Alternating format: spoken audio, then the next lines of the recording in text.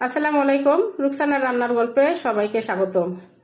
গ্রামে সেই মাছ চাষিদের হাতের রান্নার স্বাদ মনে করিয়ে দিতে আজ আমি নিয়ে এসেছি মেথি আলু দিয়ে পুঁটি মাছের চচ্চড়ি। মেথির সুন্দর ঘ্রাণ আর পুঁটি মাছের এই রান্নাটি আমার ভীষণ প্রিয়। আশা করছি আজকের ভিডিওটি আপনাদের অনেক ভালো লাগবে। তো চলুন রেসিপিটি দেখানো যাক। দেখতে পাচ্ছেন আমি মেথি নিয়েছি, এখানে বেশ কিছু মেথিগুলো আমি ভিজিয়ে রাখবো।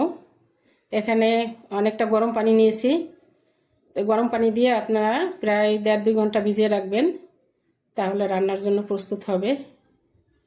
এখন আমি এখানে নিয়েছি আলু কেটে, আর পুঁটি মাছ আমি একদিন আগে জাল করে রেখেছিলাম, আগের দিনে যেভাবে রাখে, লবণ হলুদ আর তেল দিয়ে। আর এখানে মেথি নিয়েছি আর আলু চিকন করে কেটে নিয়েছি, দেখতে পাচ্ছেন। এখন আমি রান্নায় চলে যাব। একটা প্যান নিয়েছি, দিয়ে দিলাম তেল, সয়াবিন তেল। তেলটা গরম হয়ে গেলে এখন দিয়ে দেব পেঁয়াজ কুচি। পেঁয়াজ কুচি একটু বেশি করে দিতে হবে এই তরকারিটাতে। দিয়ে দিলাম কাঁচামরিচ কাঁচা কতগুলো। এখন একটু ভেজে নিব, নেড়ে ছেড়ে পেঁয়াজটাকে একটু মজিয়ে নিব। এখন দিয়ে দিলাম 1 চা চামচ রসুন বাটা আর 1/2 চা চামচ আদা বাটা। মাছ তরকারিতে অবশ্যই আদা বাটা কম দিবেন, কারণ মাছের তরকারিতে আদা বাটা বেশি লাগে না। এখন মশলাটাকে ভালো করে একটু কষিয়ে নেব কাঁচা গন্ধ যাওয়া পর্যন্ত। দিয়ে দিলাম একটু পানি, নেড়ে ছেড়ে নেব, মশলাটাকে মিশিয়ে নিব ভালো করে। এখন দিয়ে দেব শুকনো মশলা। দিয়ে দিলাম 1 চা চামচ মরিচের গুঁড়া, 1 চা চামচ হলুদের গুঁড়া, 1 চা চামচ ধনিয়ার গুঁড়া আর জিরার গুঁড়া দিয়ে দিলাম। এখন মশলাটাকে কষিয়ে নিব ভালো করে। কি সুন্দর কালার আসছে, সব মশলা আমার হাতে বানানো, দেখুন কি সুন্দর কালার। এখন সেই ভিজিয়ে রাখা মেথি দিয়ে দেব। মেথি দিয়ে এখন কষিয়ে নেব একটু। মেথি কিন্তু তরকারির মধ্যে অসাধারণ একটা ফ্লেভার আসে, অনেক ভালো লাগে। যারা না খেয়েছেন অবশ্যই ট্রাই করে দেখবেন, অনেক মজা লাগে মেথি দিয়ে তরকারি রান্না করলে। এখন আলু দিয়ে দিচ্ছি। আলুটাকে ভালো করে কষিয়ে নেব তরকারির সাথে, মেথির সাথে। অসাধারণ একটা ঘ্রাণ বের হয়েছে, অনেক সুন্দর লাগে। মেথির যে একটা ফ্লেভার, না খেলে বোঝাই যাবে না, এত সুন্দর ঘ্রাণ। এখন লবণ দিয়ে দিচ্ছি স্বাদ মতো। লবণ দিয়ে আবার একটু কষিয়ে নিলাম।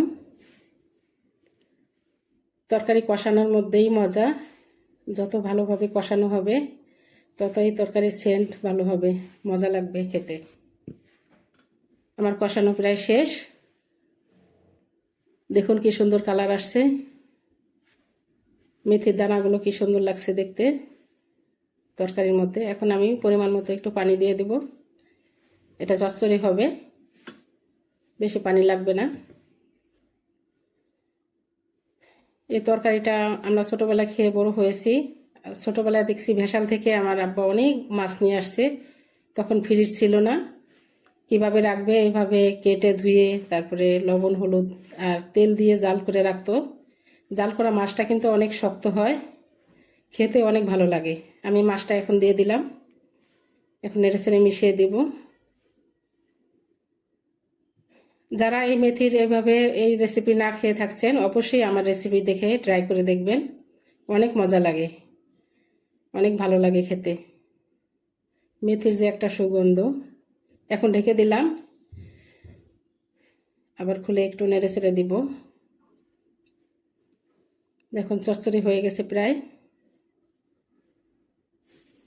আগের দিনের রান্নাগুলো এখন অনেক বিলুপ্তির পথে। অনেকেই শহর এলাকায় সব চাইনিজ ভালো ভালো খাবার খায়, এই দেশি খাবারগুলো অনেকে জানেই না। তা আমি দেশি খাবারগুলা ছোটবেলায় দেখেছি, তাই ট্রাই করলাম, আপনারাও দেখবেন। দেখুন কি সুন্দর কালার আসছে। চচ্চড়ি হলে অনায়াসে 2 প্লেট ভাত খেয়ে ফেলা যায় এই তরকারি দিয়ে। হয়ে গেছে আমার চচ্চড়ি, দেখুন কি সুন্দর কালার আসছে, অনেক ঘ্রাণ বের হয়েছে। তো অবশ্যই আপনারা ট্রাই করে দেখবেন। আমি এখন পরিবেশন করে নিচ্ছি। ব্যাস তৈরি হয়ে গেল আলু আর মেথি দিয়ে পুঁটি মাছের চচ্চড়ি, অসাধারণ খেতে। অবশ্যই আপুরা আপনার হাজবেন্ডকে করে খাওয়াবেন, দেখবেন প্রশংসা করবে। আশা করছি মেথি আর আলু দিয়ে পুঁটি মাছের এই চচ্চড়ি রেসিপিটি আপনাদের ভালো লেগেছে। বাড়িতে অবশ্যই ট্রাই করবেন এবং কেমন হলো আমাকে কমেন্ট করে জানাবেন।